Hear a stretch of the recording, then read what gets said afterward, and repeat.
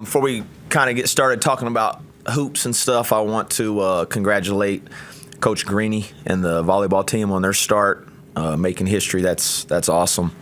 Wish them the best as they get ready to start Big 12 play. I think they're at Cincinnati.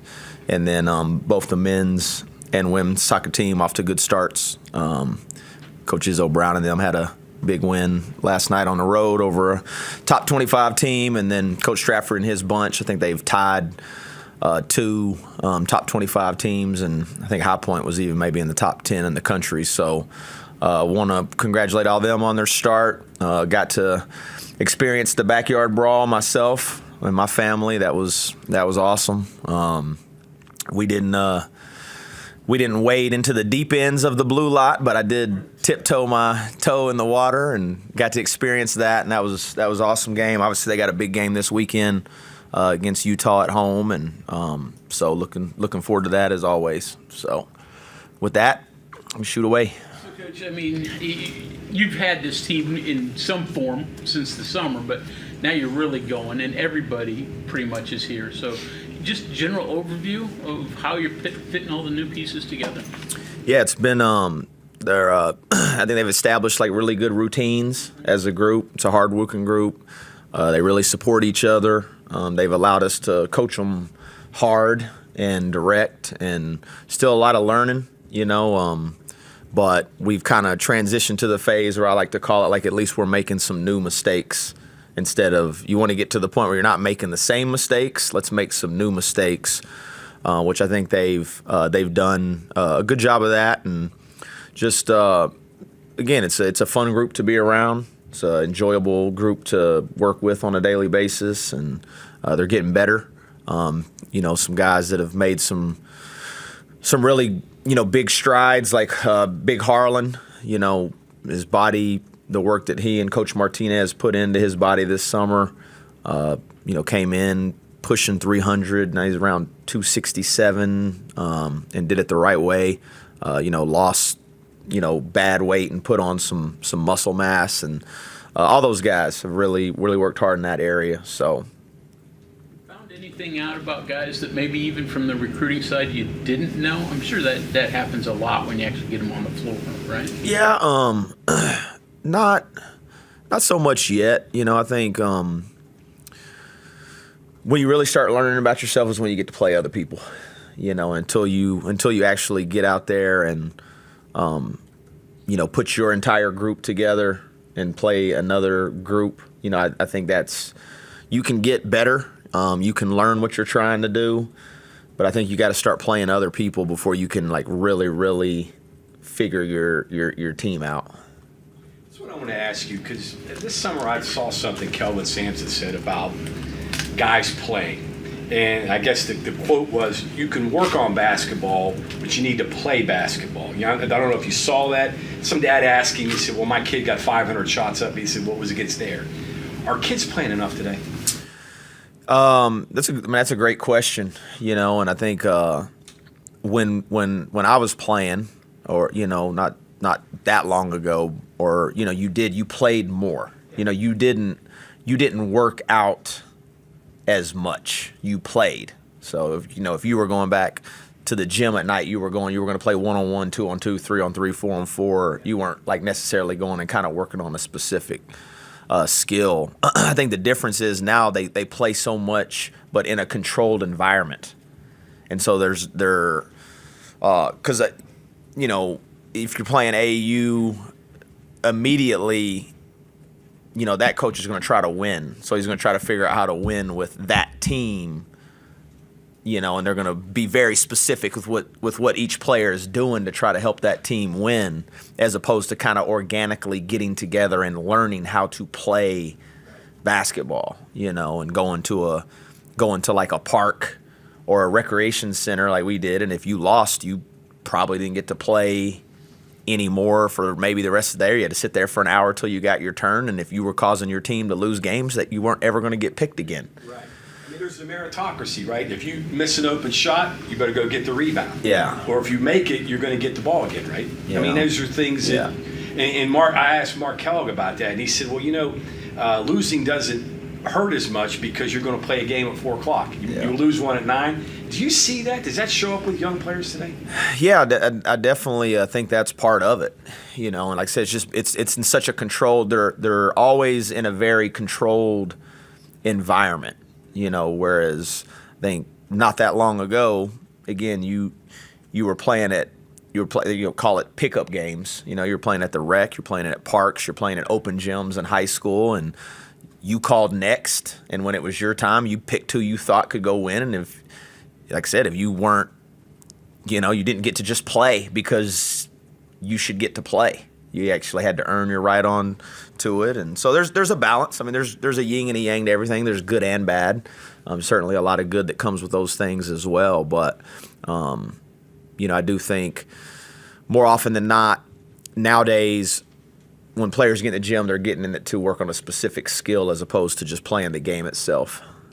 With Arlen, what differences have you noticed from him? Obviously, you could watch him on film last year, but now that you're seeing him with the weight loss. Yeah, the first thing that jumps out to you is just the way he looks, and then being able to be lighter, lighter on his feet. He's always had incredible hands and incredible feet.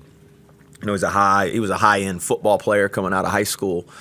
So he's got great touch, great hands, great feet, and now he's just able to be a little lighter on his second jump, and then it allows him to play longer stretches of quality basketball. With the things, with the quick time frame you have in looking at transfer portal candidates, what are the most important things that you're looking at initially that says, yes, I'm interested in him, yes, we've got to get him in? Yeah, there's got to be a baseline talent, that you're looking for, obviously. But what we've really tried to identify, for the most part, is that people that had, again, been part of winning, that know what winning looks like, that have been part of winning teams. Because typically, if you're on a championship level team or a championship level program, that you understand that it's not necessarily just about you, and you have some understanding of what it takes to win, instead of teaching somebody kind of the universal traits that lend itself to winning. Toughness, competitiveness, selflessness. So we really did try to identify that with the portal class, and then now, I mentioned this in the last press conference, now you're just trying to merge those people that know how to win and they've been part of winning. Now we got to figure out how we're going to win together here, which may be a little different than at the previous places, which is part of it. Doesn't necessarily have to be perfect fits for your system or things that you'd necessarily like to do. I think personality traits and competitiveness, and people that like legitimately love the game of basketball and love other people are kind of non-negotiable type traits. And then other things, because of the nature of all sports, you're not going to be necessarily married to a strict ideology of like, hey, this is how we have to play, because you don't have the luxury of building it that way necessarily. You have things that you're not gonna bend on, that, hey, like, this is what we're going to do regardless of who's in the uniform. But then once you get those guys, it's more about, again, like with our team, like, okay, like figure out what's going to give this team the best chance to win on a nightly basis. I'm intrigued by the idea that putting together a team from scratch, going into not going into an AAU game, going into the Big 12. What is the goal? I mean, you can't be say I'm going to win the Big 12 my first year here with first year players of mine. What kind of timetable? What kind of goals do you set? Well, I got to push back a little bit on that, because that is the mindset. Now, as we know, it's difficult to win one game in the Big 12. It's difficult to win a college basketball game, period, let alone 20 games, let alone championships, let alone national championships. So it is difficult, and it's not lost on me how difficult it is. But at the same time, I think there is a way to win each game that you play, and starting with, our opener, our exhibition game. Like, you're really just trying to figure out, like, okay, like, how can we how can we win this game? Your big picture goals are, obviously, we do want to win a national championship. We do want to win Big 12 championships. That is the ultimate goal. But in that short term, right now, I'm just trying to get our guys to, sprint back on defense and call ball and stay in a stance. That's the micro level. Macro, that is the big goal, and that is what our goals are. And you got to believe in it, and that's what we want to do. It's what the success in the first year slide up and down depending upon how you develop. I don't think so. I could be singing a different tune, but I'm just not necessarily wired in a way that sits back and can quantify right now. This year one, so it'll take a little time, and just not necessarily. I know it's going to be difficult. I know it's going to be challenging, but whether you're in year one or year 3 or year 4 or year 5, you're in one of the best basketball leagues in the entire country, if not the best basketball league in the country. So it's going to be difficult every year. Have you seen enough from these guys to begin thinking about roles? I know you can let that play out and see what guys can't do. Are you beginning to work on that? Slowly, slowly but surely. Start figuring out strengths and what's going to be the strength of this team. Who individually, like you said, how can we get guys to play to their strengths and away from their weaknesses? How do you enhance someone's strengths and improve their weaknesses? But again, when you're talking about putting it all together, then we've got to figure out, and that's what you're trying to do. You're trying to get your team to understand what is going to be good for us. So much of everything in the recruiting process and even in the summer a little bit is devoted to the individual. When you're recruiting them, they're trying to make a decision what's best for them. And then a lot of the summer you're trying to improve individual performance, and then you start slowly but gradually kind of merging it into, hey, is this a good shot for player A is a good shot for us? That shot for player B may not be that good of a shot for us. You're still letting guys take shots that you're going to say in a couple weeks, are you still letting it play out a little bit? A little, not, again, we've got a smart group, a very mature group, even the younger players. So I think they have self-awareness is a good trait as well to have, of understanding that, and we try to help them and try to reinforce that through film and data and statistics, and and even the other way. Like I said, there's sometimes you may think this is a really good shot for a player, and then you look at the data and it's not, and you thought it was, I thought it was, or vice versa. You could be because it is an emotional game. And even as coaches sometimes can be emotional, and you can get caught up in the ball going in the basket or not going in, and then that can determine how you feel about it. But sometimes how you feel about it isn't necessarily the truth. I'm kind of interested. You were talking a few minutes ago about what you're kind of looking for in the portal, and I imagine in some sense there's great temptations to look at stats or look at a guy on film and say, okay, well, I need 3 guys who scored 20 a game, and another guy who averaged 12 rebounds. It seems like part of that other process takes more. Some of the stuff you're talking about you can't find on film, I guess. And so, is there a great temptation that you have to overcome? And then, the second part, is there a way to really win the portal? Do you have a system to win in the portal? Yeah, I think to answer the first part of your question, I think you ask difficult questions. Don't not ask questions that you may not want to know the answer to. And I really encourage our staff as a whole, and because it is hard. You may find a player that fits a lot of the physical attributes and a lot of the talent level, but then if you can skip over some of the more difficult question. Hey, what's he like when things aren't going his way? What's he like in the locker room? How's he respond to difficult coaching? How's he respond to difficult situations? And so I think you can the best you can you can find out. You know, it's a very small, ironic, it's a small profession. You know, it's a small circle. So I think kind of asking those questions and then asking them to people that you trust will give you, accurate assessments of the players that you're recruiting. And then, as far as like you said, a formula that I believe in when you're recruiting the portal, and I think it gets back to what the makeup of the individuals, assuming that there's a baseline talent. You can't go win, the Kentucky Derby with a donkey, So there is a baseline talent requirement that is necessary. But on top of that, I think you can mindset is equally as important sometimes as like physical attributes. Thought process when it comes to the portal, I imagine it's kind of been refined over the years. Like when it first opened, it was probably like willy-nilly and guys are just grabbing guys.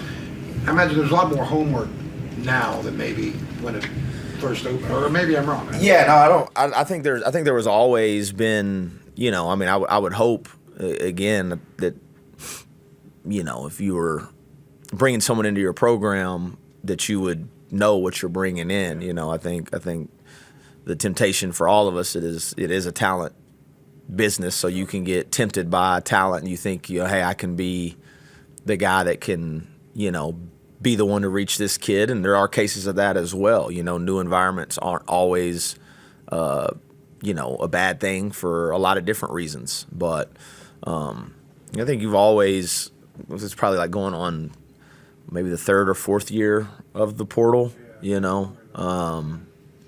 but yeah, it's definitely just, I think you got to try to know the individual, that you're bringing in. Ross, you have conceivably like a functional rotation of older players, but you acquired some freshmen too late in the game for a purpose, I'm sure. Mm-hmm. What room is there? What role is there for young players on a team that's situated like that? Yeah, both those guys like DJ and Amir, even though they didn't come from the portal, they fit a lot of the same qualities that we were talking about. And I think that's what gives a young player the opportunity to play. Yes, there's a physical requirement, but a lot of it is mental, and the mental makeup and the mental maturity and the ability to process information. And I just told our team just now when we got off practice, DJ Thomas, what is going to ultimately give him a chance to be a very, very good player for a long time is his ability to listen and then comprehend and do, which sounds simple, but it's hard. And listening is a skill itself. Like running and jumping, so is listening. And both those guys are incredible listeners, which allows them to get better. And they both, have won a lot. I mean, DJ played on a very, very good high school team, won a lot of games. Amir won a couple state championships, was part of an undefeated team his junior year. And so now it's just about, again, getting caught to the speed and the physicality. But from a maturity standpoint, both those guys are really, really mature. Jaden's a mature player as too. But those two guys in particular, have really jumped out in that regard. Then when you're going through your exploration process of what do these guys do well and how can you situate them to do that? It's very easy with college players because they know how to do it too. They have so new for high school players. How do you figure out what they do well? How do they figure out what they do well? And is it not immediate? Does it have to happen over time? They have to fall in and get up sometimes. Yeah. I think that's for all of us. There will be. We're never going to play a perfect game. Like I like to say, you just need to have perfect intentions when you step out there. Your heart has to be in the right place. Your mind has to be in the right place. But you're going to make mistakes. And how quickly can you move on to the next play? How quickly can you move on from that mistake? But again, both those guys played at pretty high level high schools, have been coached well, have been taught well. And really, when if you step out there and watch us play, they don't look like freshmen while they're out there playing. What do guys like Trayson and Honor Huff, obviously you have a defensive background, but what are those guys who averaged more than 15 points last season? What do they bring to the offensive side? Yeah, I mean, their shot making ability, and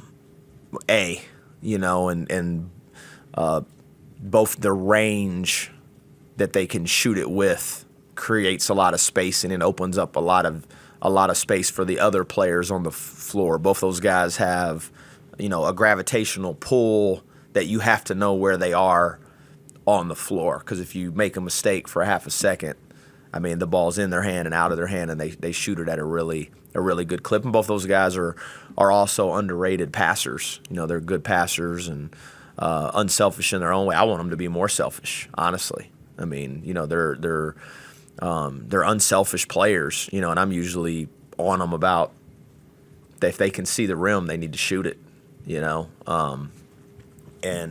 but both of them can get on rolls. They can really make shots.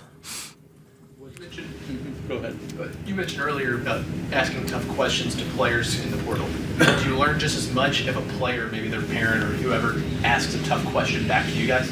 Yeah, I actually really respect that, and encourage that in the recruiting process, as well as when they get on campus. I'm always telling them I want them to ask. I want them to be able to ask difficult questions, whether it's in the recruiting process or here, and then it's just like, okay, like you ask the question, I provide the answer, and then we got to move forward, and you may not always like the answer that you're getting, but sometimes guys don't want to ask the question because they don't want to get the answer. They just want to be able to kind of create a narrative in their own brain as to why things aren't going the way that maybe they want it to go. Whereas if you ask, even on that side, if you ask, we can tell you, And sometimes I may not like the answer I get either, but that's part of, it's like when you leave that room, whether it's in the recruiting process or even once they're here, you got to go out and you got to be a unified front. And you got to be moving in the same direction. Russ, when you talk about getting experienced guys, does that show up now? Like, I imagine they already know how to get the most out of a practice or a workout or how to take care of themselves. Does that show up like this early? Yeah, it does, because like you said, they've been part of quality programs, and they have a baseline understanding of what a college day feels like. Taking care of their academics, lifting, sleeping, eating, getting treatment, and like you said, there's usually a process that comes along with that. When you talk about young players, again, like those guys are at that age, like they just can put their shoes on and they can just go play, and really learning how to take care of your body. Usually with young players, the first thing they kind of embrace is the weight room, because their body starts changing and they can see the physical changes in their body. They like that.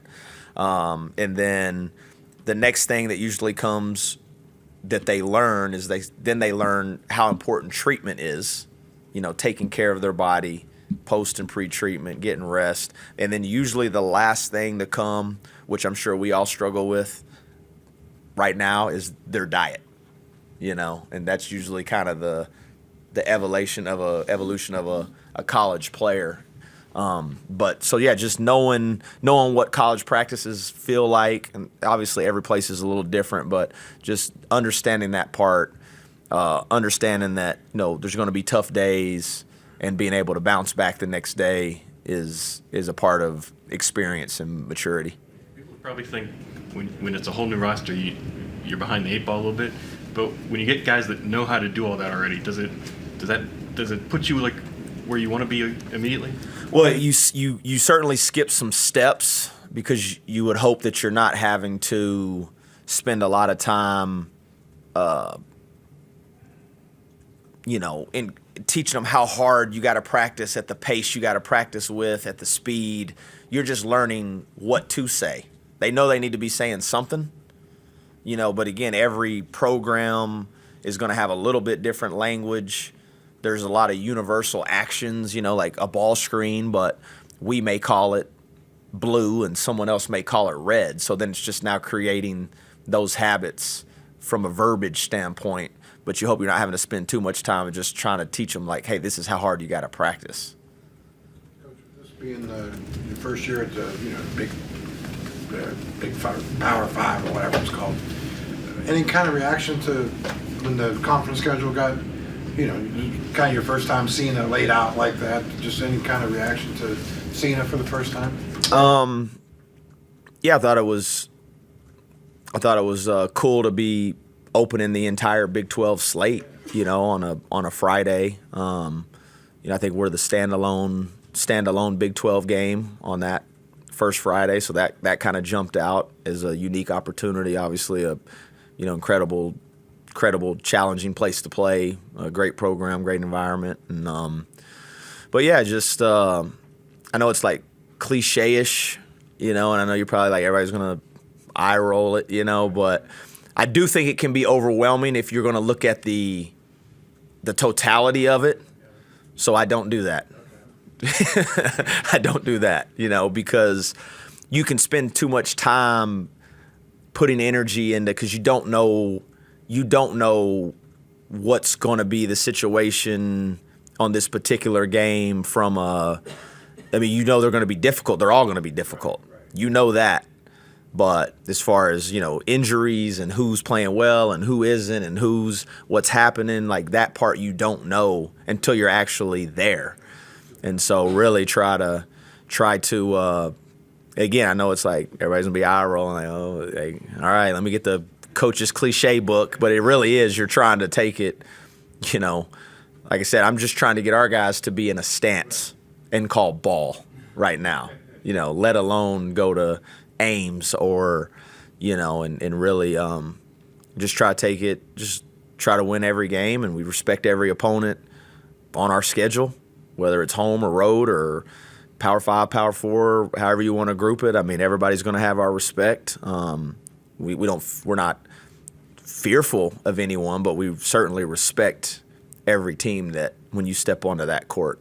And that's what's good about sports. Like I said, I've said it last time, is doesn't matter what anybody thinks. Doesn't matter what I think. Doesn't matter what we all think in here. Like, the only thing that actually matters is what happens when you step on the floor that night against that team. Mindful that it's September right now, and in 6 months it's March, and you're going to be doing this for 6 months. And I guess what you hear from people is that the teams that are successful have, Urban Meyer says, grown-ass men. Yeah. And that season kind of filters that out, doesn't it? It does, man. It's a journey. I've always, seasons really are like spiritual journeys in their own way. The highs are high, the lows are low, and there's a little bit of everything in between, and you're taking a group, and it's like you're running a marathon, but it's at a sprinter's pace, especially nowadays because of the newness of rosters, and you really are like every day matters. Not that they didn't before, but there's such a importance to get something done on a daily basis that you can walk away from feeling like, hey, well, at least we got a little better in this area. And it goes by really fast. That's another advantage of having some of those seniors that you've talked about. They know that in their hourglass that sand at the bottom is a lot thicker than the sand at the top. And so there should be a daily urgency with how they approach everything. But you just know that there's going to be ups and downs, and every team's going to face some level of adversity, whether it's through tough losses or injuries or things that people don't even know about, and like how you handle those ultimately in a lot of ways can determine what type of season you have. How is Jacksonville progressing? Go ahead. So how is Jacksonville progressing, and what all can he do right now? Yeah, he's so he can run. Obviously, he was never impacted from that area. He can shoot. You got to be. He still is a couple weeks away from getting the pins out of his wrist, but he has started. It's his non-shooting hand, which is a blessing, and so he is shooting. He really tries to mimic as many drills as he can offensively and defensively without a ball, because you don't want like a random ricochet or something to hit his thumb. But that's kind of where he is progressing well. Things are trending positively. Also in the cliche area, for a coach coming to his first P4 job, you're supposed to see new facilities, improvements, more support, things like that. Any of those things here that changed the way that you ran your operations thing allow you to be more efficient? As far as which way when you talk about efficiency? With the program, your practices, your whole schedules. Yeah, no, not necessarily. We've always had. We were fortunate. I mean, I think that's probably a correlation as to why we were able to have the success that we were. At North Texas, we always had great people around us, and whether it was student assistants, graduate assistants, a great staff. And that hasn't changed that much. I think I mentioned it the last time we had a program. I mean, the biggest change is, the external pull on myself, mainly, and then even just that part of the job is different, But as far as like the basketball part itself, that doesn't feel that much different, to be honest, yet. First practice was Tuesday? Yeah. I mean, kind of. It was like practice 38, if we're being honest. But, Right, sure. but the first official, when you enter into your, 30 practices before your 42 days before your first official game with 30 practices, that was one of them. And then you get more hours now. We went from 8 hours to 20 hours a week. So you get to kind of add another day, but in some form or fashion, the way that it is nowadays. I mean, it doesn't feel like the old days when you had like Midnight Madness and it was like, oh, this is the first day we actually get to practice with our team. It's more of a time stamp now that like, okay, in a couple weeks you will be playing a closed-door scrimmage and you will be having an exhibition, and it kind of is just a time marker that you're getting closer than like an actual feeling different out there on the floor. So as far as if there's any kind of like moments of, being a head coach again, that probably happened a while back then, I imagine, or was there any moments like that for you in the first? Not necessarily, because like maybe our first workout, it's just different now because you're with your team all summer. Right. So really, like maybe the first time you're actually out there with the team here, you're a little bit like, man, it just felt like we were literally just played a game about 2 weeks ago. But so that was a little kind of odd. But now you're settled into the routine, and other than adding a Saturday practice to it, we're pretty uniform with our Monday, Tuesday, take Wednesday off, Thursday, Friday. Now you add a Saturday and take Sunday off is kind of your practice schedule. Ross, when you're in the portal and there's so many players that you need, there's so many players who are out there, how challenging or confusing is it when you have to say, like, is this guy going to be eligible? Well, that's kind of where you start. You got to get to that question pretty quickly, especially with these older players. If it's for instance, if it's a fourth-year senior or a fifth-year senior that hasn't acquired their bachelor's degree, one of the first things you're going to have to do is you're going to have to get that transcript evaluated to make sure that you can take enough hours to meet the requirement of their progress towards a degree. So you got to. College thing was confusing for everybody too, and yeah, how many years as far as who's going to have, and some of that's still going on, as we know. So that's kind of been the challenging thing is, trying to get some level of understanding of what is this thing going to look like, what are the eligibility requirements going to be, because we've tried to have some. It feels like every time they've kind of tried to say these are going to be the rules that you're going to play by, then something changes. With Chance, you ultimately get him clear, but that was. If you look at it, technically the rules should have applied where he wouldn't have gotten here. But you guys go through the whole paperwork process too. Did you know coming in that he was good? He might be good. He wasn't good. How did that start and go? There were some precedents, and I think that's what you're kind of looking for when you're looking for anything that you're going to have to file a waiver through. You're going to look for precedent with the NCAA that maybe there were some similar cases, and we felt like similar cases that were his with the precedent set with the support that he had from his previous schools, which is a big one, that there was a good chance, no pun intended, that what happened was going to happen. There's a good chance that he's an important part of your plan. He It is. seems like he fits so many ways for you too. How much, silly question, but how much better are you with him than without him? Yeah, I mean, he gives you a lot of versatility out there, and gives you the ability to play bigger because you can play him at the wing, and you can play bigger lineups, or you can play smaller with him and kind of go with maybe a small ball kind of lineup where he's at the 4.